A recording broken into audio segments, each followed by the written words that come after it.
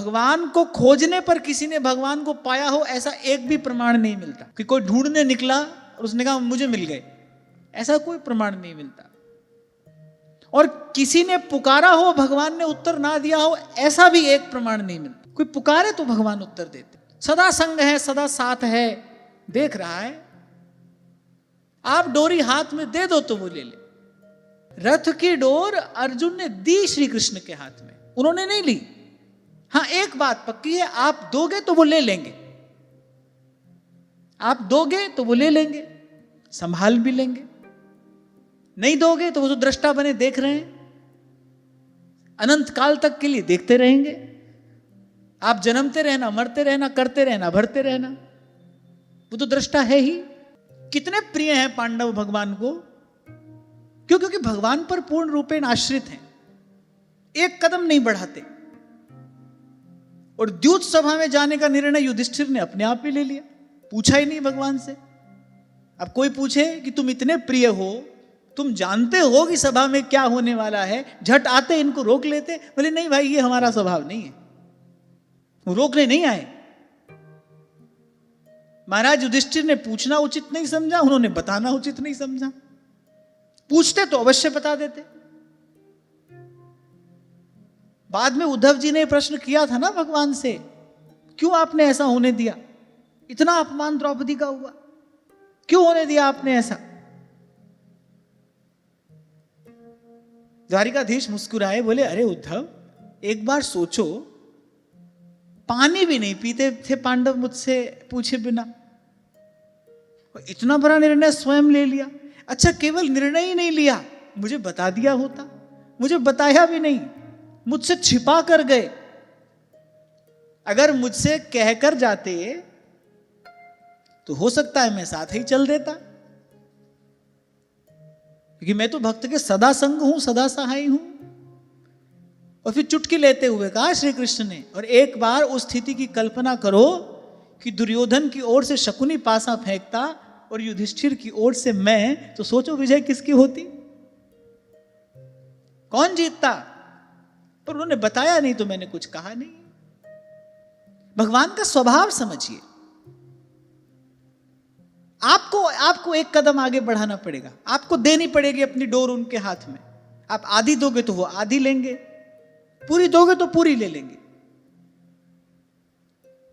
प्रातस्मरणीय श्री स्वामी रामसुखदास जी महाराज जी बात कहा करते थे।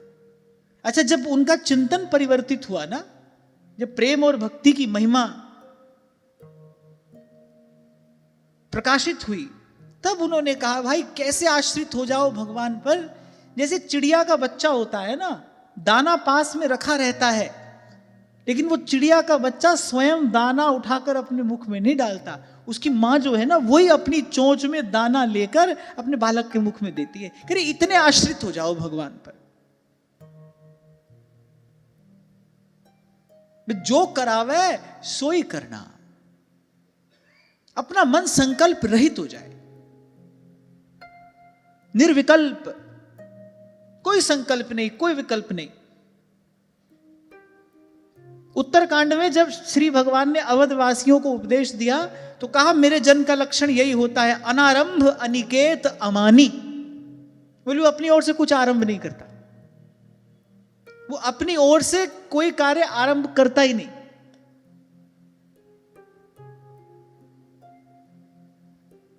और यही सार स्वरूप बात महाभारत के युद्ध क्षेत्र में भी भगवान ने अर्जुन को समझाई। निमित्त मात्रम भव सव्यसाचिन, तू कठपुतली बन, डोर मेरे हाथ में दे। आपको एक छोटा सा उदाहरण दिया था मैंने, सितार बजाने वाला सितार बजाता है, तार को कहां छेड़ना है, कब छेड़ना है और कितना छेड़ना है, इसी से ही तो संगीत उत्पन्न होता है। यही तो उसका नैपुण्य है, यही तो उसकी कला कौशल है कि एक तार को कब छेड़ना है, कहां छेड़ना है, कहां छेड़ने से कौन सा स्वर उत्पन्न होगा, वो राग के अनुकूल होगा कि नहीं, कहीं वो राग को विरूप तो नहीं कर देगा, वो विवादी स्वर तो नहीं होगा कहीं। एक स्वर को, तार को कब छेड़ना है, कहां छेड़ना है, और बड़ी महत्वपूर्ण बात होती है कि तार को कितना छेड़ना है। थोड़ा सा कम या अधिक हुआ तो भी स्वर से विस्वर हो जाएगा। यही उसकी कला है। अब आप सोचो कि थोड़ा थोड़ा सितार अपने आप बीच में बोलने लगे तो कभी किसी भी स्थिति में संगीत उत्पन्न नहीं हो सकता। सितार मौन है। तार को कब छेड़ना है, कहां छेड़ना है, कितना छेड़ना है कि नहीं छेड़ना, ये सब बात सितार बजाने वाले के हाथ में है। यही संकेत भगवान ने कहा कि निमित्त मात्रम भव सव्यसाचिन। अर्जुन, तू मेरी लीला में उपकरण बन। तार कब छेड़ना है, कहां छेड़ना है, कितना छेड़ना है, ये मुझ पर छोड़। फिर देख तेरे जीवन से कैसे अमर संगीत प्रकट करता हूं मैं। और जिन जिन भक्तों ने ये किया उन भक्तों की गाथा आज तक हम गा रहे हैं, अनंत काल तक हम गाते रहेंगे। सब पुराने पड़ जाएंगे, ना भगवान पुराने पड़ेंगे, ना भगवान के भक्त पुराने पड़ेंगे। जिन्होंने डोर दी भगवान के हाथ में, जिन्होंने अपने जीवन को यंत्र बनाकर। अब आप पूछो कि भाई जब सब भगवान करेंगे तो फिर साधन की आवश्यकता क्या है? नहीं, यंत्र भी तो बजाने के अनुकूल होना चाहिए। तार भी जितना कसा हुआ होना चाहिए उतना ही तो कसा हुआ होना चाहिए, ना कम ना अधिक। हम क्या करें, हमारा कार्य क्या है, हमको क्या करना चाहिए? हम तो बस अपने सब तार कस के और उस बजाने वाले के सन्मुख रख दें, फिर वो बजाए, फिर इस जीवन से संगीत प्रकट हो। नहीं तो शोर है। आप और मैं देख ही रहे हैं, भीतर भी शोर है और बाहर भी शोर है। नहीं तो शोर है। इस जीवन से तृप्ति का, संतोष का, आनंद का, आह्लाद का, भक्ति का सुमधुर अमर संगीत प्रकट हो, इसकी विधि तो यही है। हमको ये बात अपने हाथ में नहीं लेनी। इसलिए ये दो पंक्तियां मुझे बड़ी प्यारी हैं, बड़ी प्यारी हैं। जो करावे सोई करना, जो करावे सोई करना। और एक बार ऐसा करके देखो आपके पास कहीं डिप्रेशन, अवसाद, स्ट्रेस, एंग्जाइटी,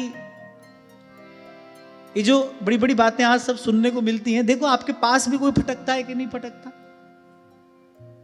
कोई डिप्रेशन, अवसाद जैसी वस्तु होती ही नहीं है, कोई एंग्जाइटी नहीं है। मैंने आपको शायद बताया था ना, मैंने बहुत साल पहले एक चित्र देखा था, ऐसे बाल कृष्ण लाल मटकी में से माखन निकाल रहे हैं, थोड़ा माखन उनके मुख पे लगा है, थोड़ा उनके हाथ में है, और ऐसे अपनी चंचल चपल चितवन से देखते हुए कह रहे हैं, बोले मैं हूं ना बस। जो करावे सोई करना,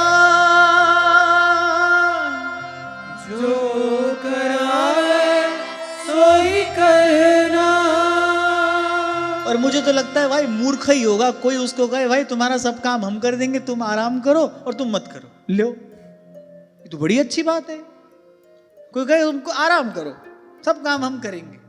भगवान तो कह ही रहे हैं, बोले बेटा तू मेरे चरणों की छांव में अब आराम कर। जन्म जन्म से तू भटक रहा है, तेरे पांव जर्जर हैं, मुझे संभालने दे।